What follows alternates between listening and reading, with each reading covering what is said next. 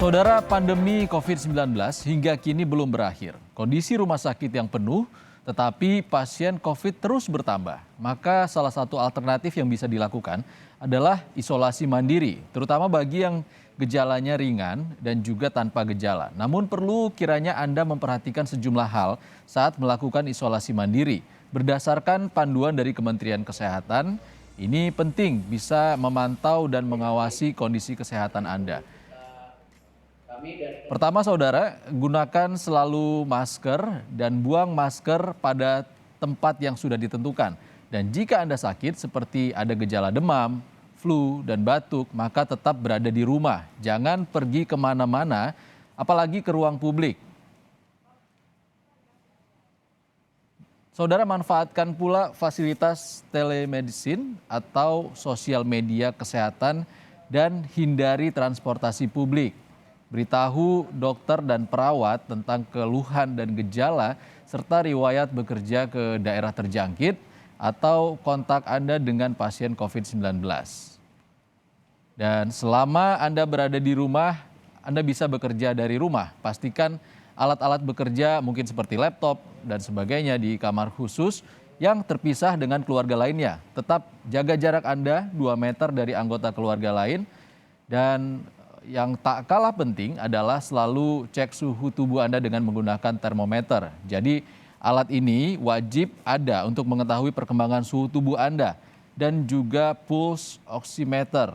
Nah, alat ini perlu untuk cek saturasi oksigen Anda karena kita harus waspada gejala hipoksia atau turunnya saturasi oksigen tanpa disertai gejala sesak nafas. Dan juga yang tak kalah penting juga saudara, matahari. Terapkan perilaku hidup sehat dan bersih, serta konsumsi makanan bergizi seperti buah dan sayur. Kemudian memanfaatkan waktu yang tepat untuk berjemur setiap paginya, antara selama 15 hingga 30 menit. Dan yang terakhir, hubungi segera fasilitas pelayanan kesehatan. Anda harus mempunyai kontak dengan dokter puskesmas atau rumah sakit dan melaporkannya secara rutin kondisi Anda. Jika sakit Anda berlanjut seperti sesak nafas dan demam tinggi, segera hubungi tim medis untuk mendapatkan perawatan lebih lanjut. Dan saudara, untuk menjelaskan lebih detail bagaimana panduan isolasi mandiri yang baik, pagi ini kita sudah terhubung dengan Ketua Satgas COVID-19 Ikatan Dokter Indonesia, Profesor Zubairi Jurban. Selamat pagi Prof. Beri, apa kabar Prof? Selamat pagi Mas, apa kabar? Sehat-sehat, Alhamdulillah. Alhamdulillah sehat. Prof, bila seseorang terkonfirmasi positif COVID-19, apa pertimbangan ia bisa memutuskan untuk isolasi mandiri? Apakah harus gejalanya ringan atau khusus tanpa gejala, Prof? Iya, gejala ringan dan tanpa gejala bisa mandiri di rumah, namun dengan catatan bahwa sebagian besar orang yang dengan gejala masih merasa tanpa gejala. Aku nggak apa-apa kok, cuman batuk sedikit, cuman panas sedikit, cuman sesek sedikit. Jadi aku kan nggak ada gejala. Nah ini yang harus objektif, artinya yang tanpa gejala itu. Jadi kalau benar-benar tanpa gejala, benar-benar gejalanya ringan, masih bisa jalan cepat, masih bisa aktif di rumah, ya sudah, itu namanya memang gejala ringan. Untuk kelompok ini pun sebetulnya harus ronsen. Jadi orang yang mandiri di rumah itu, kalau ronsennya misalnya ada pneumonia, dan itu ada beberapa pasien demikian, tanpa gejala sama sekali, ada pneumonia, maka perlu rawat. Nah kalau tempatnya penuh, ya perlu pengobatan tambahan, tidak cukup dengan seperti yang sebelumnya. Artinya kalau setelah cek di fasilitas kesehatan seperti apa kondisinya, nanti tentunya ada pertimbangan dari tenaga kesehatan atau dokter ya Prof ya? Iya, jadi kalau misalnya jangan lupa, dok minta tolong ronsen dong, jangan lupa itu. Kalau tanpa gejala ya. Oh, artinya kita apabila seseorang terkonfirmasi positif COVID-19 tidak boleh menentukan sendiri terlebih dahulu ya dok ya? Precisely, iya benar sekali. Jadi memang Untuk kita isoman tidak atau boleh, tidak? aku masuk kelompok tanpa gejala gitu, nggak bisa. Artinya harus ada vonis ataupun diagnosa dari dokter bahwa ia tanpa gejala dan bisa melakukan isolasi mandiri. Prof, lalu bagaimana langkah jika saturasi mulai turun atau kapan kita segera harus menghubungi tim medis? Iya, harus hubungi tim medis kalau ada panas, kalau ada gejala pernafasan, batuk-batuk, mendadak batuk-batuk lama atau sesak nafas. Nah, itu waktunya segera menghubungi tim medis. Kalau ada oximeter misalnya dari 99 terus ngedrop jadi 92, nah waktunya hubungi tim medis. Hanya pengalaman saya cukup banyak yang tidak punya kontak dengan tim medis. Jadi pada waktu tes untuk PCR itu rupanya hanya ada surat tapi tidak ada hubungan dengan tim medisnya. Jadi perlu sekali mempunyai kontak dengan puskesmas ataupun rumah sakit rujukan ataupun di IGD COVID. Baik, itu tadi juga harus ada kontak rumah sakit terdekat atau rujukan ataupun puskesmas ya Prof ya. Prof, Iya benar. lalu setelah didiagnosa tidak bergejala atau bergejala ringan dan boleh isolasi mandiri, lalu bagaimana jika kondisi pasien tidak memungkinkan, kondisi rumah pasien tidak memungkinkan atau tidak representatif untuk melakukan isolasi mandiri? Iya, ke Wisma Atlet atau di tempat yang disediakan oleh pemerintah. Mhm. Halo, ya. Artinya harus melakukan isolasi mandiri di fasilitas yang disediakan oleh pemerintah khusus untuk orang tanpa gejala atau gejala ringan ya Prof ya? Iya, kalau daerah kadang-kadang kan ada di sekolah yang nggak dipakai ataupun Mhm. kantor yang tidak, artinya bisa di mana saja yang disediakan oleh pemerintah daerah. Prof, kalau untuk pasien-pasien yang sudah didiagnosa OTG atau gejala ringan dan boleh isoman, penggunaan obat-obatannya bagaimana mekanismenya, Dok? Nah ini ada pedoman, namun dengan catatan itu kan obat tambahan. Jadi mau artinya minum boleh, tidak boleh kalau itu di rumah. Jadi untuk isolasi mandiri, misalnya vitamin C atau vitamin yang ada zincnya ataupun yang lain itu kalau ada bagus, nggak ada nggak apa-apa.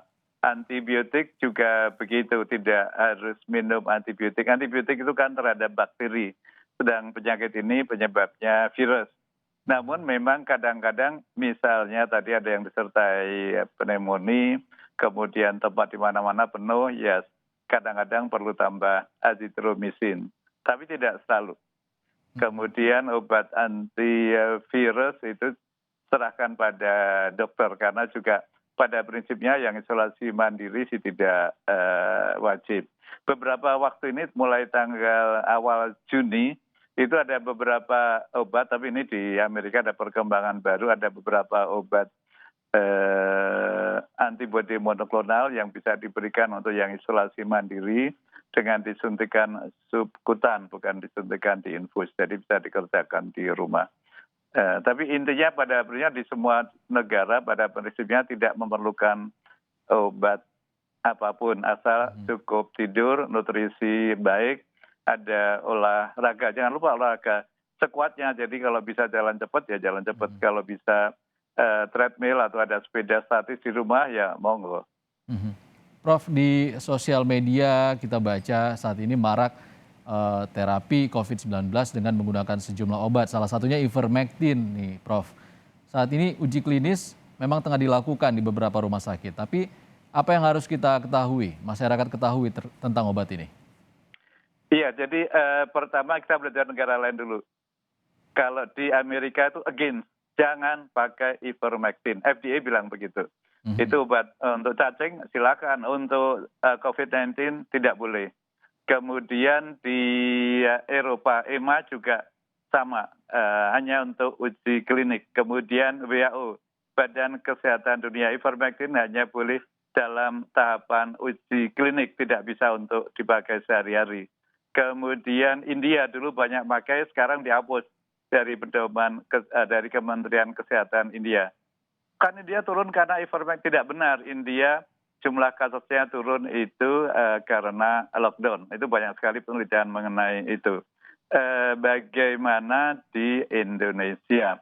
Di Indonesia dulu memang ada kabar dan dibuat di TV dan itu viral bahwa BPOM memberikan izin ivermectin untuk pengobatan COVID-19.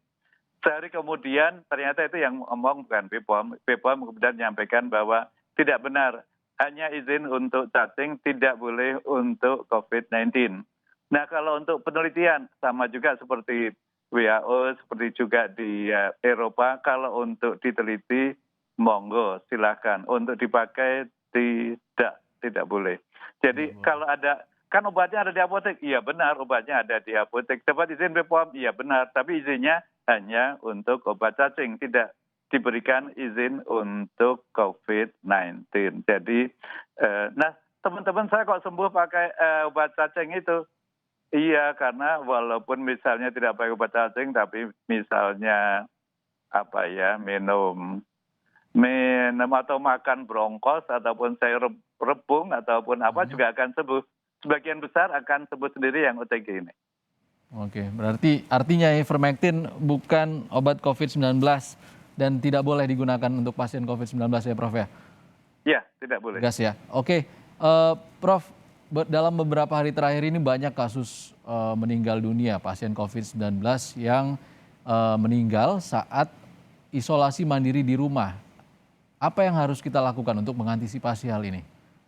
Ya itu tadi, jadi kalau isolasi di rumah itu harus ronsen.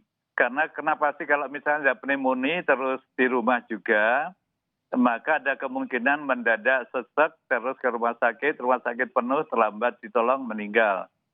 Itu yang terjadi.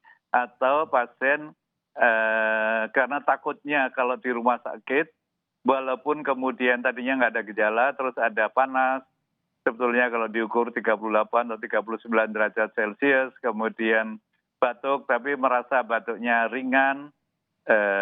Nah, terus tadi disebut di awal kan kadang-kadang oksigennya rendah namun tidak merasa hypoksia. Nah, dalam hal itu kita harus waspada. Jadi memang oximeter kali ini memang perlu satu perlengkapan rumah tangga yang kita perlukan. Ada yang jual tidak mahal kok, antara 100-200 ribu. Jadi memang dan keluarga yang lain ikut memantau karena kadang-kadang semua takut tertular sehingga tidak bisa saling membantu karena komunikasinya menjadi tidak mudah. Nah ini juga harus diatasi dengan kan sekarang pakai video call bisa. Tadi kita membahas mengenai telemedicine. Pasien-pasienku banyak pasien HIV, pasien kanker, pasien lupus yang kalau sudah mempunyai data dasar di medical record rumah sakit, saya bisa mengobati dan diperbolehkan mengobati dengan video call. Resepnya kemudian dikirim. Oke. Prof Heri, singkat saja terakhir pertanyaan saya, apabila seorang pasien COVID-19 sudah isoman selama 10 hari, perlukah PCR untuk menentukan ia sudah negatif atau apa yang harus dilakukan, Prof? Iya, ini khusus berlaku untuk isolasi mandiri ya. Kalau sudah 10 hari, kemudian tambah 3 hari tanpa gejala, ya udah nggak perlu. Jadi banyak sekali panduan yang demikian, baik dari WHO, baik dari Amerika, baik dari kita di Indonesia. Jadi kalau tambah 3 hari tanpa gejala, nggak perlu di tes PCR. Jadi kalaupun di tes PCR positif, tidak lagi menular, tidak usah khawatir. Baik. Artinya perlu ada vonis atau diagnosa dari dokter, apakah OTG dan bisa isoman, lalu juga ada sejumlah hal yang perlu diperhatikan dan juga komunikasi yang dilakukan oleh pasien COVID-19 yang isoman dengan tenaga kesehatan terdekat ataupun rumah sakit rujukan, dan juga perlunya perhatian dari keluarga ya dok ya, terkait dengan kondisi pasien ini untuk menghindari perburukan dari pasien itu. Terima kasih Ketua Satgas COVID-19 Ikatan Dokter Indonesia, Profesor Zubairi Jurban sudah bergabung di Sapa Indonesia Akhir Pekan. Terima kasih Prof. Terima kasih Mas. Terima kasih. Salam sehat.